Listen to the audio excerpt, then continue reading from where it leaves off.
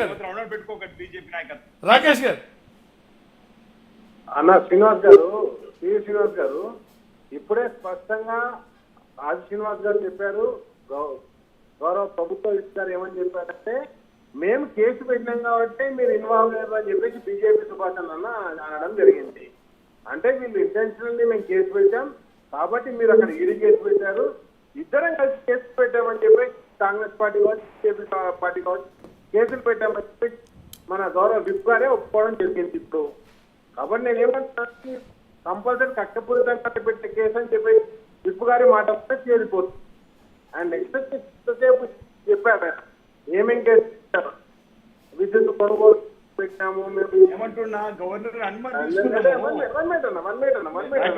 మీరు చెప్పినంత విన్నాం కదా అన్నా మాట్లాడుతున్నా.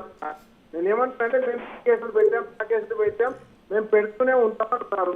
అంటే మీరు చేస్తున్న ఏంటి అంటే పాలిటిక్స్, మీరు ఏ అభివృద్ధి కార్యక్రమాల గురించి మాట్లాడలేదు.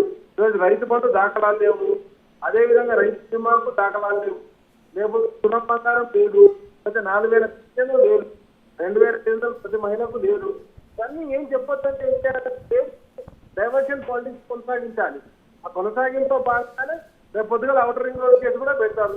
మీరే చెప్తున్నారు మేము ఈ కేసు పెడతాం ఆ కేసు పెడతాం అన్ని కేసులు పెడతామని చెప్తున్నారు. మీరు చేసేది ఏంటంటే రాష్ట్ర అభివృద్ధి కావాలని అంటే కేసులు పెట్టుకుని ముందు తీసుకోమని చెప్తున్నారు. అది విషయత. ఈ రోజు హైదరాబాద్ అభివృద్ధి ఏమైనా జరిగిందో, ఇన్వెస్ట్ ఏమైనా జరిగింది, లేకపోతే ఇక్కడ శాంక్షన్ రిజిస్ట్రేషన్స్ ఏమైనా జరిగినాయా, లేకపోతే మీరు ఇంతకుముందు అన్నారు 40,000 కోట్లు దాదాపు ఇన్వెస్ట్మెంట్ తీసుకొచ్చామని చెప్పేసి అసెంబ్లీలో చర్చకు పెట్టి రాలే కదా, ఖచ్చితంగా లేదు కదా. ఆ రోజు ద్వారా కేటీఆర్ గారు ఏదైతే మీరు దాదాపు తీసుకొచ్చినటువంటి ఇన్వెస్ట్మెంట్ అన్నిటికీ మేము రెడీ కూడా చర్చకు అంటే మీరు చర్చకు రాలేదు. కాబట్టి నేనేమంటానంటే ఈ రోజు మీరు చెప్పిన 40,000 కోట్లు ఎక్కడ ఖర్చు పెట్టారు. కాబట్టి ఇదంతా కూడా ఓన్లీ మొత్తం ఒక ప్రయాసగా నడుస్తుంది తప్పితే ఎక్కడ కూడా తెలంగాణ అభివృద్ధి పాటుపడ్డటువంటి ప్రాంతాలకే కనిపించట్లేదండి.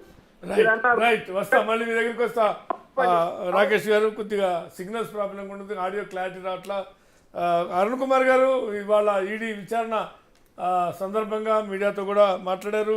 ఒక అడ్వకేట్గా మీ ఒపీనియన్ ఏంటి సార్? తెలంగాణ పోలీసులు ఏమైనా చేతులు కట్టుకున్నారా? ముఖ్యమంత్రి గారిని లుంటపీస్ ముఖ్యమంత్రి అని చెప్పేసి విపరీతమైన